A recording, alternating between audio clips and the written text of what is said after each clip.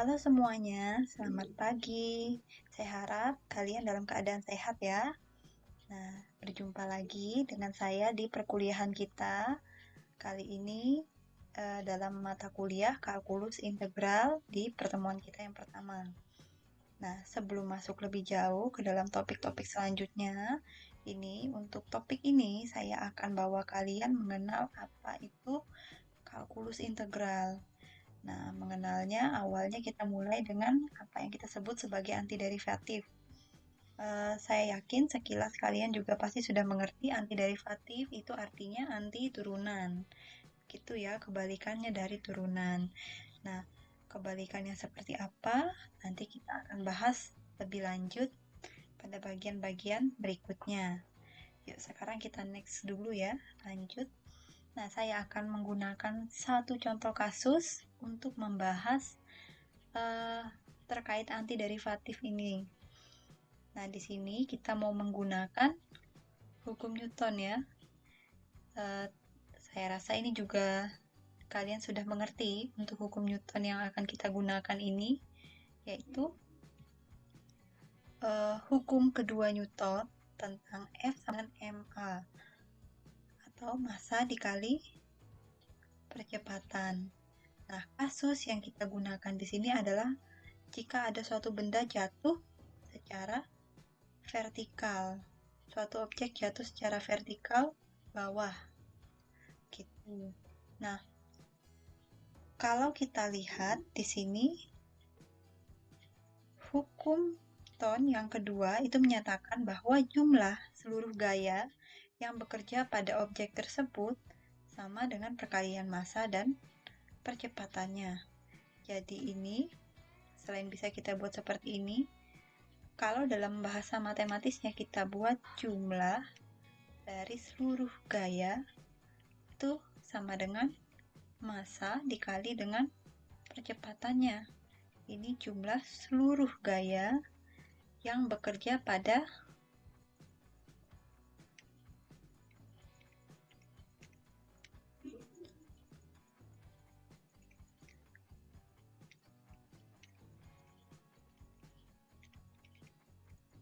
objeknya.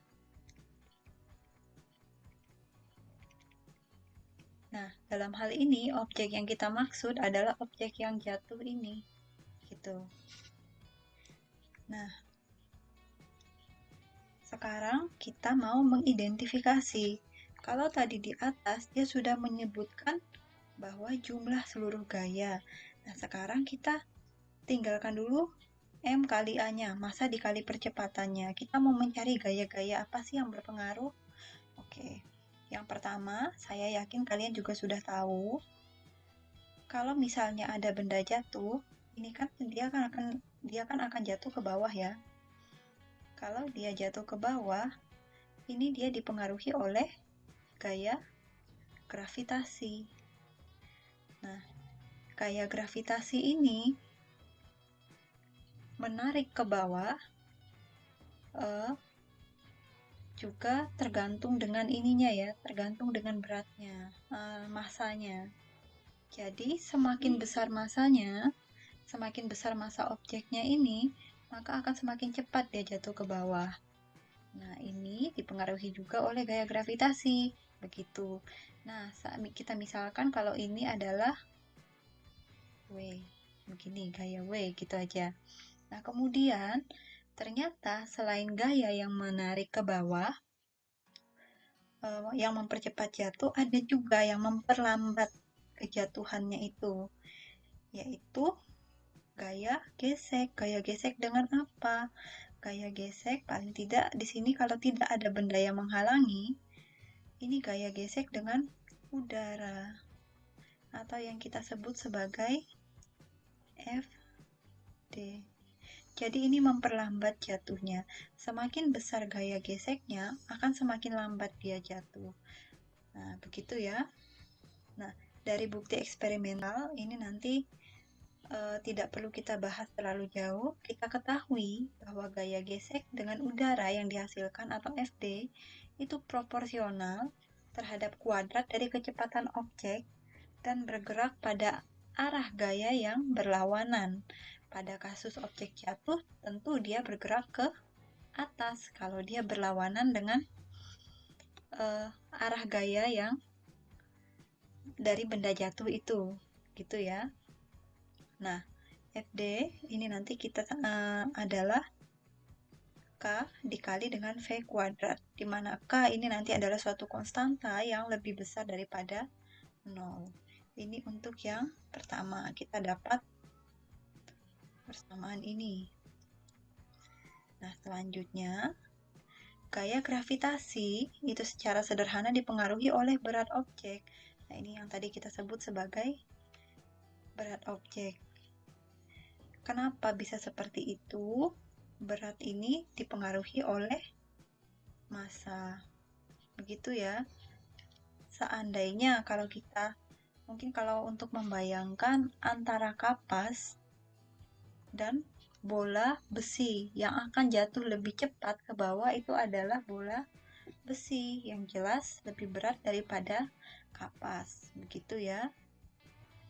Nah, ini berarti kan ada pengaruh dari massa, kemudian juga fakta bahwa semua benda itu jatuhnya ke bawah, tidak ke atas, gitu ya. Kalau di bumi ini, bawah tidak ke atas atau kemanapun itu dipengaruhi oleh gravitasi. Makanya W nanti sama dengan M kali G.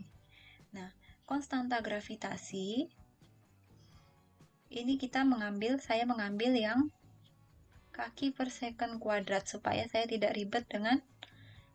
ribet dengan ininya ya. Pesanannya adalah 32 kaki per second kuadrat. Begitu. Nah, kemudian di sini ada tanda negatif. Tanda negatif ini menyatakan kalau gayanya ini mengarah ke bawah. Nah, tadi kita punya jumlah gaya yang bekerja itu sama dengan M kali A.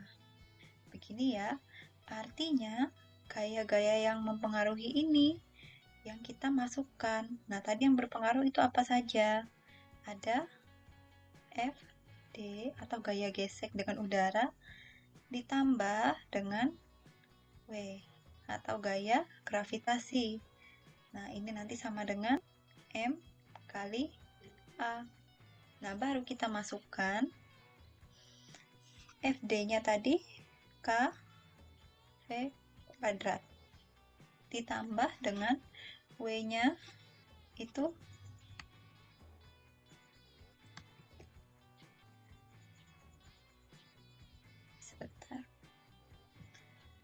dengan W itu min M kali G.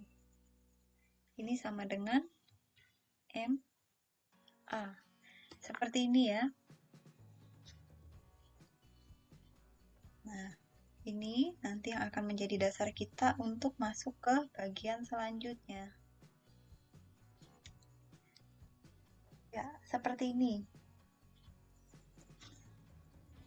Yang atas ini dengan menggabungkan kedua gaya tersebut, jadi kita kombinasikan seperti yang tadi, maka akan kita peroleh, ini yang bentuk rapinya ya. Saya tulis, kita peroleh seperti ini. Boleh seperti saya tadi, K V kuadratnya duluan, dikurangi dengan MG, karena nanti hasilnya sama. Nah, kemudian, A, seperti yang kita tahu dalam persamaan diferensial, itu adalah turunan dari kecepatan. Turunan pertama dari kecepatan. Maka nanti kita peroleh MA itu sama dengan MV turunan V terhadap T. Gitu ya, dimana T ini nanti menyatakan waktu. Nah, kemudian min ini sama min MG tambah KV kuadrat T. Ini sama. Kalau ini sudah kita nyatakan dalam bentuk fungsinya seperti ini juga harus kita nyatakan dalam bentuk fungsi. Begitu ya. Nah, seperti yang kita lihat, ini kan persamaannya memuat bentuk diferensial dari kecepatan. Gitu ya, yaitu percepatan. Maka ini nanti yang kita sebut sebagai persamaan diferensial. Nah, saya rasa ini juga sudah dipelajari ya kemarin, di semester kemarin. Nah, Dari persamaan sebelumnya, dengan mengasumsikan nilai konstanta itu sama dengan 0, kita buat sama dengan 0, maka nanti kita peroleh, saya tuliskan, jadi nanti kan kita punya V kuadrat ya. Ketika ini sama dengan 0, maka nanti hasilnya FD ini adalah 0 kali V kuadrat sama dengan 0. Sehingga nanti di sini yang tersisa adalah M turunan pertama dari V dari kecepatan sama dengan min mg. Atau kedua ruasnya ini bisa kita bagi dengan M. Begitu ya. Kalau kita bagi dengan masanya, karena dua-duanya punya massa, ini nanti jadinya, ini harusnya jadinya min G ya. Nah, seperti ini.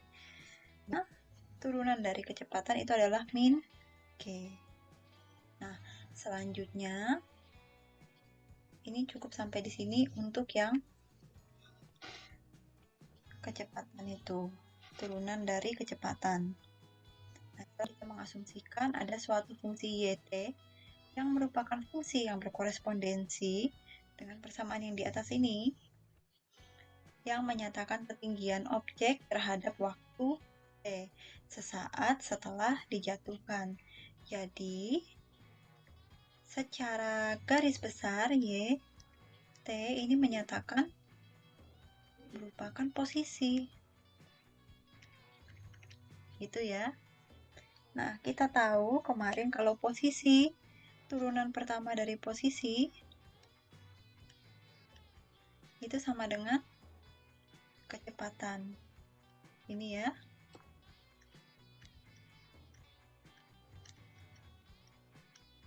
Ini yang pertama. Kemudian, kalau posisi ini kita turunkan lagi, jadinya turunan yang kedua. Ini sama dengan turunan pertama kecepatan, yaitu per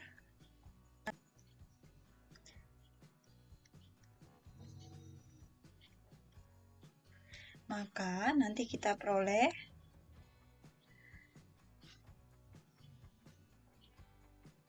yang ini tadi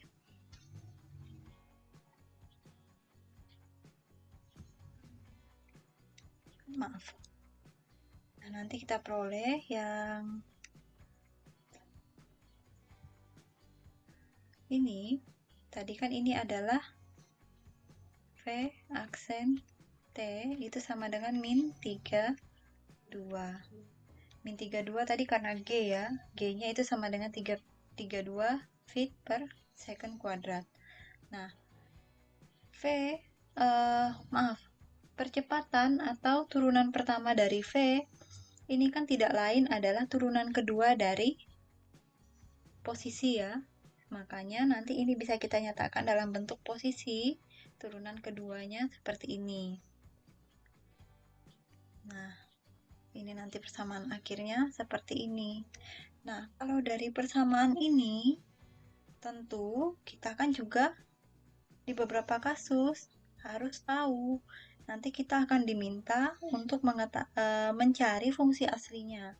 Ini kan bukan fungsi asli ya, sudah fungsi turunan. Sudah fungsi turunan.